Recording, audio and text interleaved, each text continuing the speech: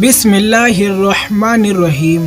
السلام علیکم دوستو، سب مسلمان اس بات پر مکمل یقین رکھتے ہیں کہ سب سے پہلے اللہ رب العزت نے آدم علیہ السلام کو ہی بنایا، اور آدم علیہ السلام کو بنانے کے بعد آدم علیہ السلام کو تمام علوم سکھائے اور پھر فرشتوں کو سجدہ کرنے کا ارشاد فرمایا۔ جبریل علیہ السلام اللہ تعالیٰ کے حکم سے نبی کریم علیہ السلام کی قبر انور کی جگہ سے مٹی لے گئے، آب تسلیم سے اسے ڈھونڈا گیا، جنتوں کی لہروں میں ہوتے چلے گئے، زمینوں آسمانوں میں پھرایا گیا۔ اسی وجہ سے حضرت آدم علیہ السلام سے پہلے ہی فرشتوں نے نبی کریم صلی اللہ علیہ وسلم کو پہچان لیا تھا۔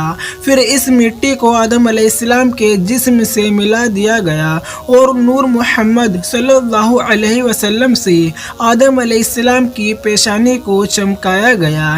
یہ وہی نور محمدی دراصل فرشتوں سے سجدہ کرانے کا سبب بنا تھا۔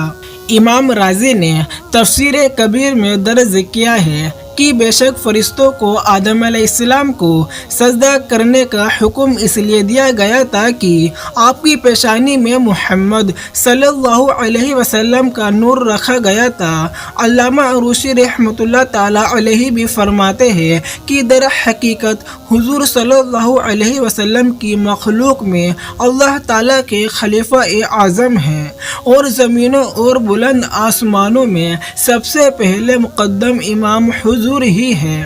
اگر حضور صلی اللہ علیہ وسلم نہ ہوتے تو آدم علیہ السلام نہ پیدا ہوتے، نہ ان کے علاوہ اور کوئی چیز۔ ناظرین گرامی، یہ تو سب جانتے ہیں فرشتے اللہ تعالیٰ کی نور مخلوق ہے، لیکن یہ لوگ بہت کم جانتے ہیں کہ فرشتوں کی تعداد کتنی ہے۔ فرشتوں کی تعداد کو صرف اللہ تعالیٰ ہی جانتا ہے۔ یہ نبی کریم صلی اللہ تعالیٰ علیہ وسلم کو تمام زمینوں آسمانوں کا علم دیا گیا تو آپ جانتے ہیں، لیکن آپ نے بھی تعداد کو ذکر نہیں فرمایا۔ البتہ علماء رازی رحمۃ اللہ علیہ نے اس طرح ذکر فرمایا ہے کہ فرشتوں کی تعداد بہت زیادہ ہے، کیونکہ نبی کریم صلی اللہ علیہ وسلم نے فرمایا، آسمان میں چڑچڑاہٹ پیدا ہوئی اور حق بھی یہی ہے کہ ان میں چڑچڑاہٹ پائی جائے، کیونکہ آسمانوں میں ایک قدم ہی جگہ بھی نہیں کہ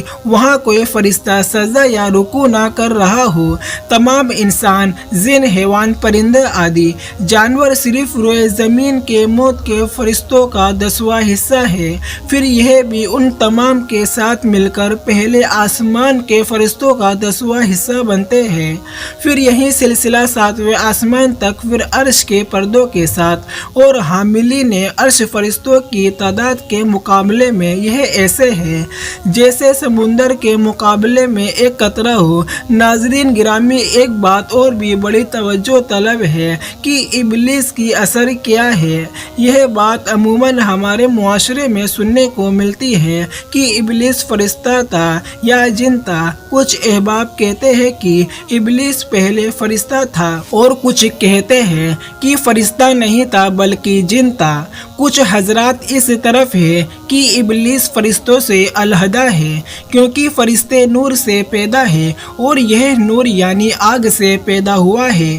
اللہ تعالیٰ نے فرمایا، قال من الجن ففسق عن ربهم، ابلیس جنوں سے تھا، اس نے اپنے رب کے حکم کی نافرمانی کی۔ اسے سجدے کا حکم کیسے تھا؟ حالانکہ ظاہر طور پر تو حکم صرف فرشتوں کو تھا۔ تو اس کا جواب ان حضرات کی طرف سے یہ دیا جاتا ہے کہ یہ حضرت عبادت کی وجہ سے فرشتوں ہی میں داخل تھے، اور ان والے احکام ہی اس پر جاری تھے، یعنی تقریباً اس پر حکم جاری ہوا۔ جیسے سرداروں کو حکم دیا جائے تو ان کے مطلب بھی اس حکم میں داخل ہوتے ہیں، لیکن کچھ مذہب یقیناً اس رائے میں اختلاف کیا ہے۔ وہ یہ کہتے ہیں کہ ابلیس کو اگرچہ رب تعالیٰ نے جن کہا ہے، حضرت عائشہ رضی اللہ عنہ کی روایت میں میں بھی اسے جن کہا گیا ہے، لیکن جن کہنے سے اس کے فرشتے ہونے میں کوئی فرق نہیں پڑتا، ان میں کوئی ملاقات نہیں، اس لیے کہ جن کبھی تو فرشتوں کے مطالب علیحدہ مخلوق بھی کہتے ہیں، اور کبھی فرشتوں کی ایک قسم کو بھی جن کہا جاتا ہے۔ فرشتوں کو جن کیوں کہا جاتا ہے؟ اس لیے کہ وہ لوگوں کی نظروں سے پوشیدہ ہوتے ہیں۔ ناظرین، حقیقت میں جن اس کو کہتے ہیں جو چھپی ہوئی چیز ہو۔ ابلیس کے آگ سے پیدا ہونے اور فرشتوں کے نور سے پیدا ہونے میں کوئی جگہ نہیں، اور اس کا فرشتہ ہونے میں اس سے کوئی عیب ثابت نہیں ہو سکتا، کیونکہ آگ اور نور کا مادہ ایک ہی ہے، ایک ہی جن ہے، البتہ وارث کے لحاظ سے مختلف ہے، یعنی جس کے ساتھ دھوئیں کی آمد ہے وہ آگ ہے، اور جو صاف اور شفاف ہے وہ نور ہے۔ مٹی، ریت، پتھر، سرما وغیرہ مادہ اور جنس ایک ہی ہے۔ ناظرین گرامی، اللہ تعالیٰ کے حکم سے انکار کی وجہ ابلیس کا تکبر تھا۔ جب رب تعالیٰ نے اس سے پوچھا کہ تو نے سجدہ کیوں نہیں کیا حالانکہ میرا حکم تھا، اس نے جواب دیتے ہوئے کہا، میں اس سے بہتر ہوں، کیونکہ تو نے مجھے آگ سے پیدا کیا اور اسے مٹی سے، یعنی جو شان سے لحاظ سے بڑا ہو۔ وہ گھٹیا کے سامنے محض اللہ سجدہ نہیں کرتا۔ ابلیس حقیقت میں آدم علیہ السلام کی شان کو سمجھنے سے کافر رہا۔ اسے یہ معلوم نہ ہو سکا کہ اللہ کے نبی کی شان فرشتوں سے بلند ہوتی ہے۔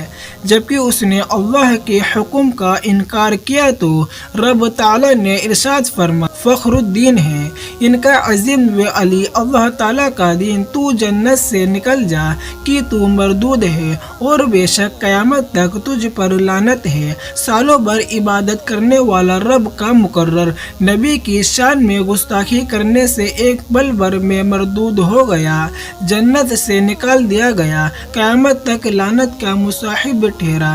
ناظرین گرامی، پھر بات کی جائے کہ ابلیس کو کب تک مہلت دی گئی ہے، تو قرآن مجید میں اس کا بھی ذکر ملتا ہے۔ ابلیس بولا، مجھے فرصت دے کہ اس دن تک لوگ اڑ جائیں۔ فرمایا، تجھے مہلت ہے۔ بولا، تو قسم اس کی تو نے مجھے گمراہ کیا ہے، میں ضرور تیرے سیدھے راستے پر ان کی طاق میں بیٹھوں گا، پھر ضرور میں ان کے پاس آؤں گا، ان کے آگے اور ان کے پیچھے اور ان کے داہنے اور ان کے بائیں، اور تو ان میں اکثر کو شکر گزار نہیں پائے گا۔